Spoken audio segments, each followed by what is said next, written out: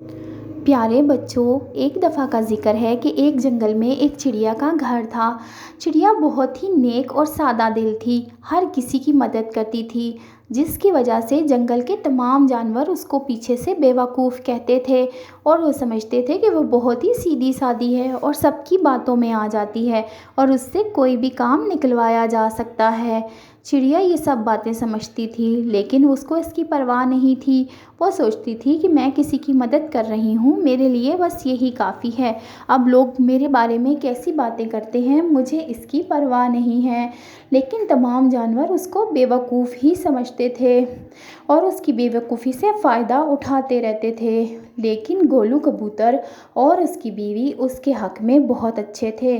वो अक्सर कहते कि तमाम जानवर टूनी चिड़िया से बहुत ज़्यादा बेवकूफ़ी से काम निकलवा लेते हैं और हमें उसको रोकना चाहिए, क्योंकि इससे टूनी चिड़िया का नुकसान हो सकता है। एक दिन टूनी चिड़िया अपने घोंसले में बैठी थी और बाहर बहुत तेज़ बारिश हो रही थी कि कालू कौवा आ गया और उसने कहा, टूनी चिड़िया, मुझे थोड़ी सी जगह दे दो, बारिश बहुत तेज़ है और मेरा घोंसला टूट गया है। मैं तुम्हारे घोंसले में रह लूँ कुछ दिन, जब तक कि बारिश ख़त्म नहीं हो जाती। टूनी चिड़िया ने कहा कि हाँ हाँ कालू भैया, बिल्कुल रह सकते हो, तुम्हारा अपना ही घोंसला है। फिर उसने टूनी चिड़िया ने कालू कौवे को खाना भी दिया। बारिश तो रुक गई, लेकिन कालू कौवा वहीं रहा। टूनी चिड़िया ने मुरव्वत में कालू कौवे को कुछ नहीं कहा कि वो मेहमान है।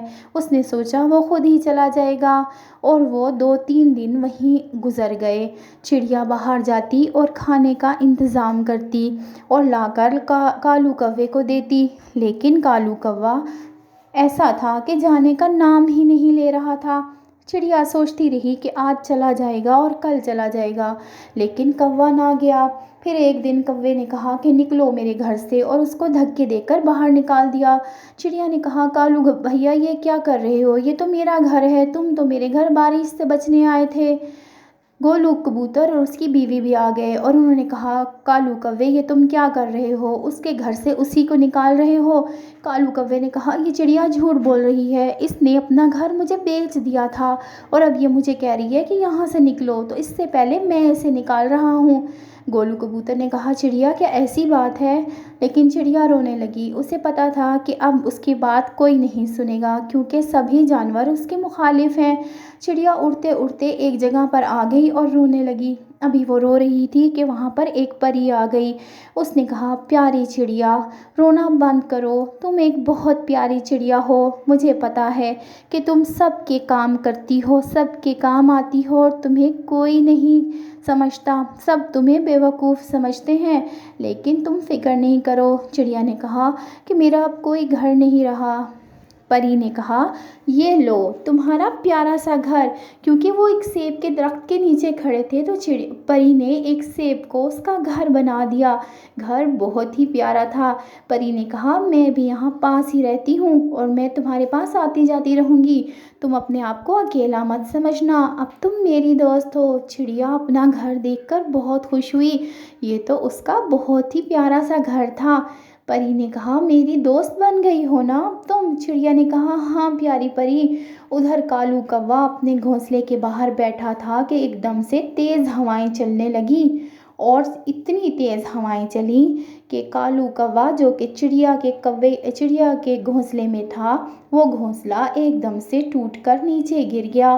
कालू कौवा बहुत ही परेशान हुआ कि ये क्या हो गया, अब मैं क्या करूँगा, इतनी तेज़ हवाएं हैं, मैं इससे बचने के लिए कहाँ जाऊँगा, क्योंकि जंगल में तमाम ही पेड़ गिर रहे थे और चिड़िया अपने प्यारे से सेब के घर में आराम से थी, क्योंकि वहाँ पर उसका घर मजबूत था, दरवाजे और खिड़कियाँ भी थे और चिड़िया अपने घर में बहुत मज़े मज़े के खाने खाती थी, क्योंकि परी ने उसको तमाम खाने ला कर दिए थे। वो बैठी अपने लिए खाना खा रही थी और अंडे भी थे उबले हुए और केक भी था और मज़े मज़े के खाने थे। चिड़िया को अब कोई फ़िक्र नहीं थी, ना वो बाहर दाना दूना चुगने के लिए जाती थी। जबकि कौवा अब उड़ता फिर रहा था कि अपने लिए कोई घर तलाश करे। उसको एहसास हो गया था कि उसने गलत किया, किसी के घर पर कब्ज़ा कर लिया। कौवे के पास कोई घर नहीं था और वो बारिश से गीला हो रहा था और तेज़ हवाओं से उसको बहुत सर्दी लग रही थी और उसके पर भी उड़ते फिर रहे थे। कौवे के बहुत सारे पर गिर गए थे बारिश से और हवा से। फिर वो चिड़िया के घर के पास पहुंच गया और उसने देखा कि सेब का बहुत ही प्यारा घर है और चिड़िया छतरी के नीचे बैठी खाना खा रही है और खाने में बहुत ही मज़े मज़े की चीज़ें हैं। कौवा जब उड़ता हुआ आया और उसने ये सब देखा तो हैरान हो गया। उसने कहा कि चिड़िया बहन मेरी मदद करो, मैं बहुत ही परेशान हूँ, मेरा घर उड़ गया है और मैं भूखा हूँ।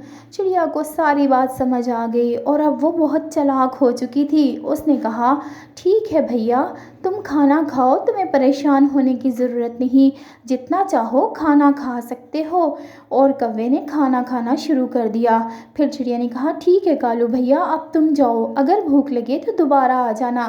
कौवा सोचता रहा काश चिड़िया कह दे कि मेरे घर में आ जाओ, लेकिन ऐसा नहीं हुआ क्योंकि चिड़िया अब जान चुकी थी कि कौवा जो है वो बहुत चालाक है और अब वो कभी भी ऐसी होशियारी से काम नहीं ले सकता उसके आगे, क्योंकि चिड़िया भी अब चालाक हो चुकी है।